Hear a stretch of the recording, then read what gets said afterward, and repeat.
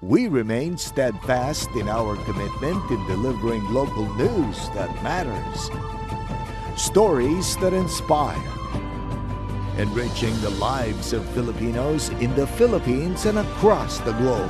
This is your GMA Regional TV, kapuso ng bawat Pilipino.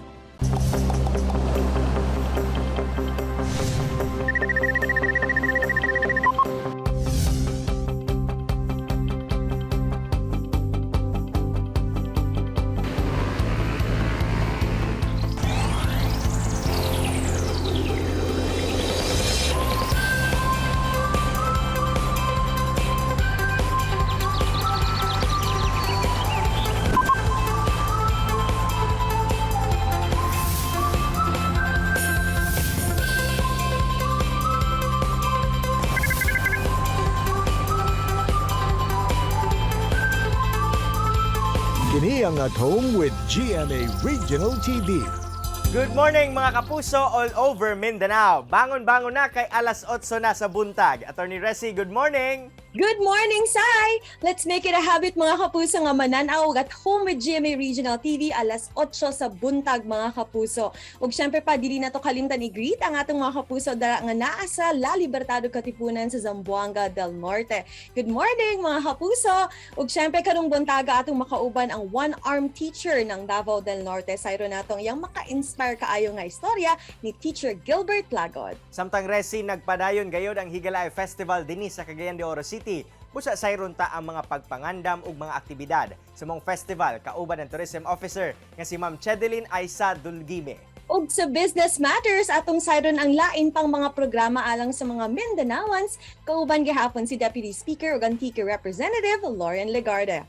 Ug una ka na mga kapuso, lain na pong fan ni Limitless star Julian San Jose ang atong makauban. Let's all watch this.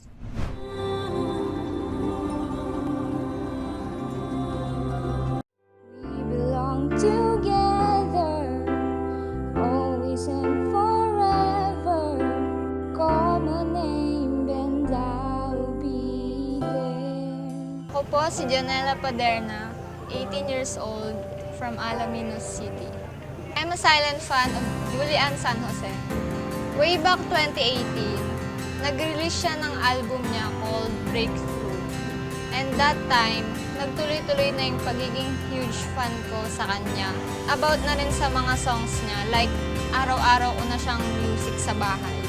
And nagko-collect rin ako ng mga posters niya. Namomotivate ako ni Ate Julie through her songs and through her multi-talented skills. And musically inclined rin kasi ako, like I play some other instruments. Nung in-announce niya po na may Limitless musical trilogy siya, nag-grab po agad ako ng ticket sa sobrang excited. And guys, I'm inviting you to grab a ticket and please support Julian San Jose for her musical trilogy. And I assure you na magiging worth it yung panonood nyo sa trilogy na yun.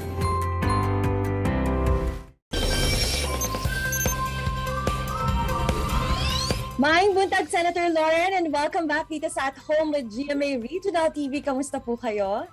Mayong buntag kaniyong tanan, buwabati sa mga taga Cagayan de Oro at buong Northern Mindanao. Miss na miss ko na ang pagpunta sa napakagandang lugar ninyo. Ako'y maayos, sana po safe kayong lahat. At salamat na makasama ko kayo ng muli sa Regional TV sa Northern Mindanao. And we're very grateful and honored dahil nandito po kayo ulit and you bring so much hope and inspiration para sa ating mga kapuso. Lalo na po ngayon, Senator Lauren, na pandemya, hindi po natin may kakaila na sobrang apektado ang kabuhayan at negosyo. Ano po ang masasabi ninyo dito? Yes, alam natin na hindi lamang ang ating kalusugan ang dapat pangalagaan, dapat din pangkabuhayan. At buti na lang, nakagawa na nga ako ng mga batas dati pa nung aking mga termino sa Senado, yung Barangay Kabuhayan Law, kung saan ang ating mga 4th, 5th, at 6th class municipality ay dapat bigyan ng TESDA ng mga skills training center. Pangalawa, ang ating micro, small, and medium enterprises. I cannot overemphasize the importance of this dahil ang ating ekonomiya ay nakasalalay sa ating mga maliliit na negosyo. At saludo po kami sa lahat ng inyong mga nagawa, Senator Lauren. And of course, marami din po mga kababayan na rin po dito sa Mindanao ang nakatanggap ng iyong assistance at suporta mula sa inyo. Maaari niyo po bang palawigin kung ano yung mga klaseng tulong at suporta ang makukuha sa mga programang inyong nabanggit? Like we have DSWD, AICS, Dole Pangkabuhayan at Dole Tupad. Can you enlighten us more about this, Sen? Sa mga nakaraang taon, ang dami natin binibigay na suporta sa mga tao sa pamamagitan ng mga national government programs and in coordination with local governments. Sa ilalim ng DSWD, yung assistance to indigents in crisis situation. Ano po ito? Ito po yung pang-transportation allowance. Pag natigil sa isang lugar, walang pamasahe pala pa uwi, ayan po. Covered po yan ng DSWD AX. Pag bigla na lang nagkasakit, kailangan ng medical assistance, nasa pribadong klinik o ospital, hindi pwede ang DOH funds kasi gobyerno yun. Pwede po sa DSWD AX. Let's say, kailangan nagkulang yung panggastos sa eskwelahan. Libre na nga ang matrikula pero may mga karagdagang gastos. Pwede rin pong educational assistance. Alam na alam ko yan dahil years ago, I will say this, muntik na ako maging sekretarya ng DSWD, in-offer po sa akin ni Pangulong Duterte. Pero ako'y tumakbo bilang congresswoman ng Antique, kaya hindi ko na ginampanan ang pagiging Secretary of DSWD. Ang ginawa ko na lang, sinuportahan ko ng husto ang mga programa ng DSWD na siyang nakakatulong sa maraming tao. Maliban dyan, meron din yung Sustainable Livelihood Program. Pakinggan ninyo mga kapuso ang part 2 sa atong interview kay Senator Lauren Legarda mo. Nang karon mga kapuso, tutok lang kay Mobalik Pang at Home with GMA Regional TV. Kini ang At Home with GMA Regional TV.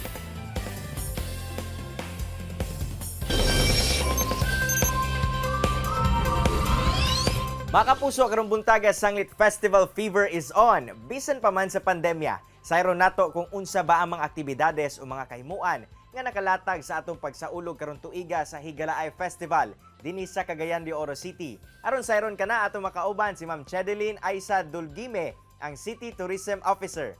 Ma'am Che, good morning and welcome sa At Home with GMA Regional TV. Kamusta and happy Higalaay Festival. Yes, happy Higalaay Festival po din kanimo, Cyril, no? And thank you so much for giving us an opportunity to be here in your show and promote the activities nga nabilin pa nga mga activities up to the end of the month, no? So daghang salamat. Gusto lang ko mo-greet sa inyong mga viewers. Maayong buntag ka natong tanan, Cagayan de Oro. Alright, Ma'am Che, unang-una no, ikaduhang tuig naman gyud ang virtual nga paagi sa atong selebrasyon sa Higalaay Festival. Apan kung itandi nato ni sa milabay nga tuig 2020, kamusta ba? Una, atong lantawon nga ang atong quarantine status last year of this year managlahi gyud, Cyril, no? Last year GCQ ta and we had some leeway and some flexibility in shooting and conducting some of our activities, but this year and ECQ ta unfortunately, and we had almost a month of ECQ also, so it was very challenging to conduct our shoot, our production, no? So there's a big difference. So while most of our core events are still featured this year, naatay uban nga mga events nga tungod kay dili sila nato ma-shoot or ma-produce without bisag gamay na lang face to face nga or in person nga pagtambong, we had to postpone some of our activities. So karon it's really all virtual. Last year manggod medyo hybrid ta because we had, as I said earlier, na atay gamay nga flexibility. Ma'am Che, unsa-unsa pa ba nga mga aktibidades ang nahibilin sa atong selebrasyon? Ug unsa pa ba ang angay atangan? Oo, no, naanatay mga nahuman, pero ang advantage aning virtual nga Higalaay Festival is that you can always just go to our Facebook pages, no, and look at the shows that we have already posted, no, so wala kay ma-miss, no. Pwede nimo balikan tanan nga among nga post didto. We also featured sa ato ang Higalaay Facebook page nga ang mga novena masses no ni Santa Monica na nag-start atong August 18 and ang kang San Agustin nga nag-start atong August 19. No? So of course they culminated magkasunod ra sila kang sa St. Monica atong karong 27 ug syempre ang kapistahan ni Senior San Agustin karong 28. Ang uban nato nga mga shows do na tay TikTok challenge also to attract the young ones no who participate para ang atong Higalay Festival is really still for everybody no inclusive paghihapon siya. And then of course ang atong kumbira dili pod magpabiya ang atong kumbira because it's actually their 25th year this year no. So gipaningkamutan gid sa kuhara nga makamount gid sila og a milestone nga virtual shows because this year is really worth celebrating. Despite the challenges sa pandemic, unsa ba ang tumong nato ma'am? Kung ano gyapon nato ginasaulog kini nga kapistahan? Yes, because it's still worth celebrating good, no? And that was our realization last year because there was so much uncertainty last year, if you remember.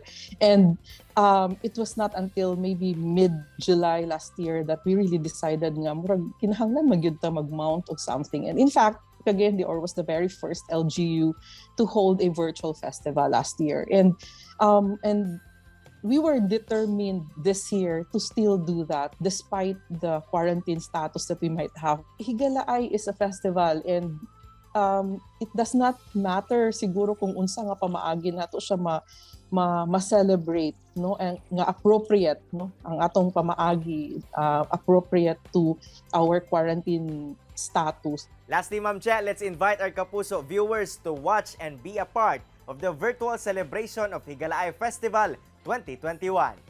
Okay, salamat kay Cyril no akong i-invite tanan mga kapuso ug mga kagay-anon nga nagtan-aw karon nga atong tabungan gihapon. Let's participate, let's join, let's support the celebration of Higalaay Festival virtually no. So you can watch all of our shows pinaagi sa Higalaay Festival nga Facebook page.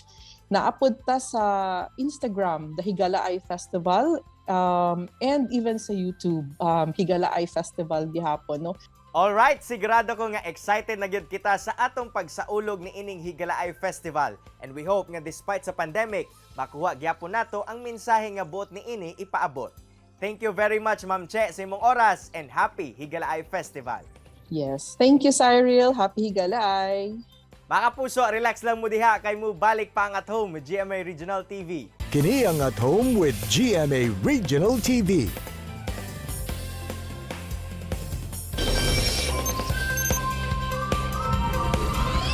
Mga kapuso, karong buntaga atong sayron ang very inspiring life story sa usa ka one-arm teacher sa Kapalong, Davao del Norte. Ila-ilahon ta si Teacher Gilbert Lagod. Hello Sir Gilbert, good morning ug welcome dito sa At Home with GMA Regional TV. Kamusta po kayo? Hello, good morning sa tanan sa Mindanao. Okay lang ko, attorney. So far so good po. Sir, unang-una pwede ba nimo i-share sa amoa ang storya nganong naputol ang imuhang right arm? Ito siya way back 2007. Graduating ko ato sa college. Nagtabang ko sa akong parents kay every harvest season mangod diri sa amo kay akong parents mga farmer man na may umayan. So every harvest season nagauli jud ko or naga-help jud ko. At kato nga time tingklas ito siya pero ni absent lang jud ko kay para lang tabang ko sa amo ang basakan sa pag-harvest. Tapos without knowing nga ingato din mahitabo nga ma-aksidente ko nga sa kato nga pahitabo maputol di akong kamot. Kung nakabalo pa lang ko ato so wala siguro ko ni uli. Paunsa sab nimo na overcome ang nahitabo sir ug kinsa pod ang imuhang inspirasyon ug kusog? Kato nga moment medyo nahugno jud ko kay syempre at the simple glance lang nawala na ang kuan ako isa kamot and then pero think positive jud ko kay ngano left-handed mangud ko ang nawala sa ko is right hand pero left-handed ko daan so yung ko nga laban lang ta labi na sa akong parents yung ko nga tay kabalaka napa kong isa ka kamot napud ako ang mind nga mao'y lead sa ako para sa akong kuan pag huna-huna kung unsay maayo og angay nga buhaton. So mao to siya. And then despite nga mag self-pity ko, mag bukmo ko, maglugmo ko nga mawala na kong hope kay disabled na ko. So gihimo na ko siyang kuan, inspiration, gihimo na ko siyang courage nga magpursige nga dapat laban lang sa life. Miskag ingani na ta, so ipa-prove na ko sa mga pamilya nako ug sa katawhan nga at least biskag na ingani ko nagihapon mapustan gihapon ko magamit gihapon ko. Karon usa na sab ka teacher sir no, kinsa pod ang nag-inspire nag-motivate pod sa imo nga magtudlo? During manggod sa kuan katong diri nako sa nga nag-graduate nako. Every time nga ni mga event diri sa mo as kaning community, mga barangay or municipal, kanang na mga competition sa school, ginakuha ko nila mag-train, ginakuha ko nila mag-coach para sa competition, ma-cooking ba na siya, biskag unsa. So, mo to siya. And then, mo to, sige yun sila o dasig sa ko nga, pag-teacher na lagi, kay sayang imuhang talent, sayang imuhang skills, tapos, para mapuslan po sa mga bata, ma-share po mo sa mga bata o sa uban pa. As a teacher, Sir Gilbert, and based on your experiences po, unsa man ang imuhang mga natun-an sa imuhang kaagi? Sa akong 3 years as a teacher, malipay pod ko, labi na makita na ko ang mga bata nga nagi makatunan, especially sa ako ang field. Kay naga-teach ko og pagluto sa ilaha, tapos magkuan. So, na-kuan dyan ako nga, very inspiring po tong at least makita po nato sa mga bata nga ina-idolize kanila awing nga sa imuhang pagluto o sa imuhang profession tungod kay na-inspire sila sa imuhang na sa ilang nakita sa ako then kuan pod kanang ma-share na ko manggod ang ako ang talent. So mo na nga nalipay po ko then na-sustain man pod sa DepEd ang akong mga panginahanglan. So mo very happy pod ko. Despite sa nahitabo sa imuha Sir Gilbert, unsa sa tanaw nimo ang edge pod nimo sa ubang tao? Siguro kuan lang ko. Full of confidence. Kana lang. Kanang despite nga unsa ang kakulangan nako, tumbasan nako siya og ako ang kumpiyansa nga kaya ra nako siya. Og ipakita lang nako kung unsa ang akong kaya. Mura pud ako Sir, unsa ang mensahe nimo sa mga susama nimo og kaagi ug patipod sa mga tao nga dunay mga kakulangon nga dili gid mawad-an og pag-asa? Sa mga kaparihan nako nga nay mga diferensya or mga disability. So ayaw ikaulaw. I know nga kitang tanan ay mga kadaiyahang talent or abilities. Kompleto ka man o wala. Labi na kitang mga disabled. Very blessed ta.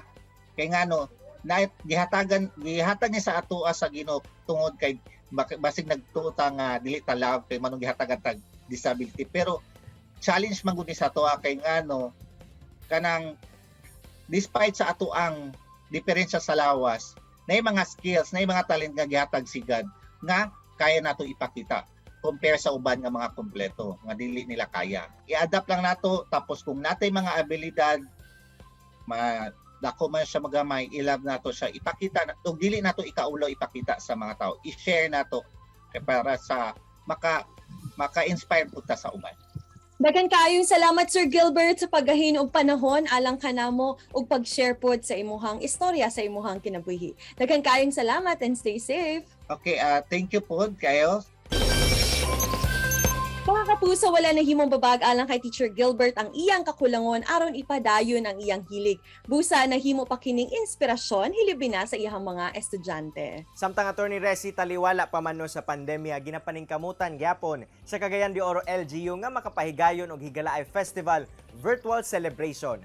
Busa panawagan sa City Tourism Officer nga si Chedelyn Dolgime nga suportahan kini labi na sa mga Cagayanon. Ug mga kapuso, sa nagkapadayong pandemya dako kaayo ang tabang sa mga programa ug balaod ng gidaso ni Deputy Speaker Loren Legarda sa mga nanginahanglan. Sama na lamang sa Barangay Kabuhayan Law. Mga kapuso, na-inspired na kakaton kamo sa gishare sa itong mga bisita karong buntaga. Sama na lang sa panultihon ni Thomas Edison nga our greatest weakness lies in giving up.